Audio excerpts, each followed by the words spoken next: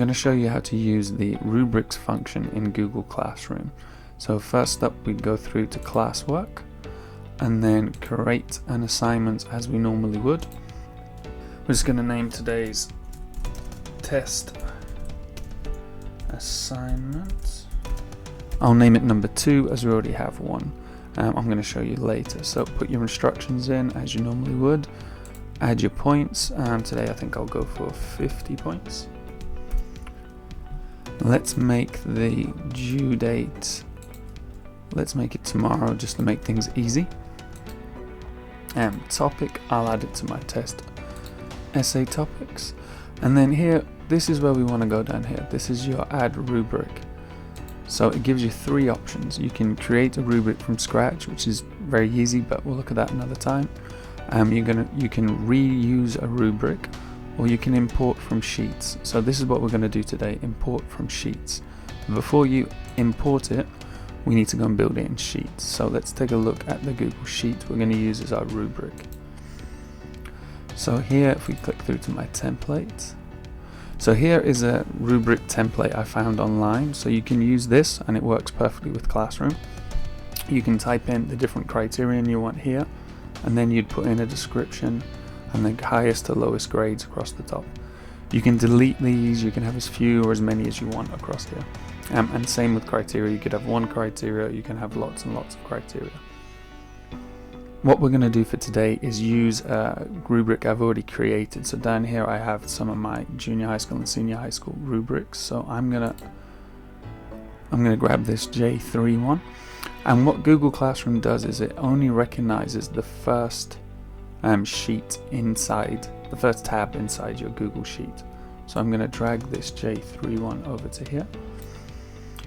Oh, come on, over you go. There we go. So we've got a J3 one here. You can see this is built on the Cepher.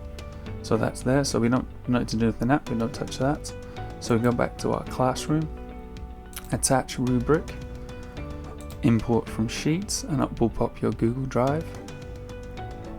On your Google Drive, this is the one we want, the academic essay one we were just using. So let's try adding that and hopefully it works. And here we go, here's our J3, this is reports and essays, and we've got all of our Cepher levels across the top of here. Right down through vocabulary control, everything's down here. Okay, now if you notice at the top here, the use scoring is not clicked, so we do want to score this, so let's click it over. And it assigns points based on how many categories in each criterion. So that says 5, but actually I want to boost that up to 20 points for the essay one. So 20 for that. We'll go over to 16. Hope my math holds up. 14. 8. And down here we'll give up to 4. So these will be the maximum scores. These will be the maximum scores we give. You can still edit inside. Now it's showing 35 at the top, and if you remember we want 50, so we have to edit these ones as well.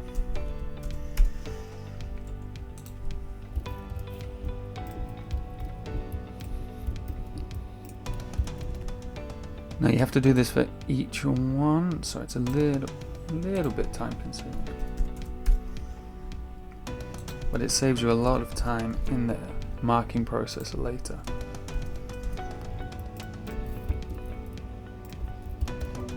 And then just into our last one here.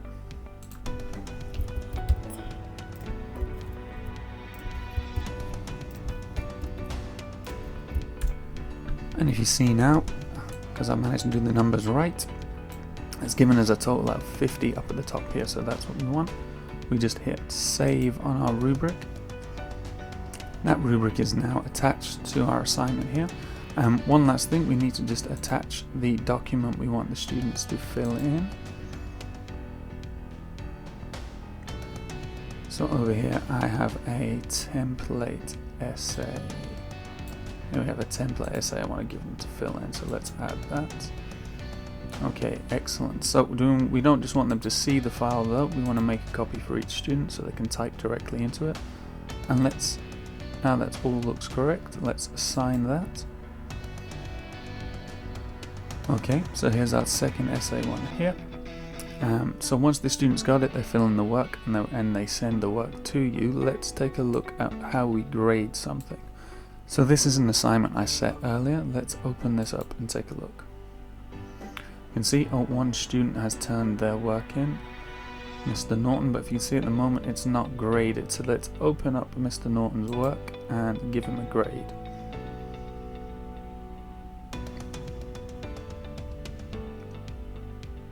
So we can see here, this is his assignment here, and down the side here we have our rubric. So it's very easy just to click through. So if we think his report is worth 20 out of 20, we can hit it here, 16, 12, all the way down to the bottom. Or if you want, you can go in and type in an actual score. I think he deserves 11 out of 20 for that.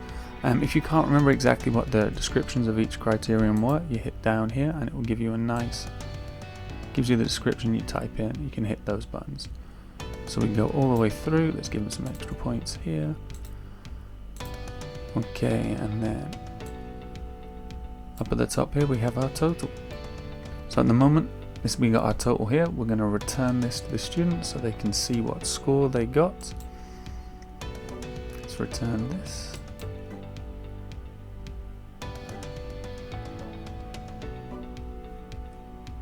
Okay. Now if we go back to our assignment, it's been returned and we can see the score sits in there. If we go over to our settings wheel here, if we copy all these grades to Google Sheets, it will even give us a nice little grade book of all the students' scores based on what they've done. There we go, Mr. Norton with my email address, my score and percent, and the score at 50 here. Okay, so easy as that, we can go through, attach a rubric and then grade the students' work based on that rubric and then see it all in a grade book at the end.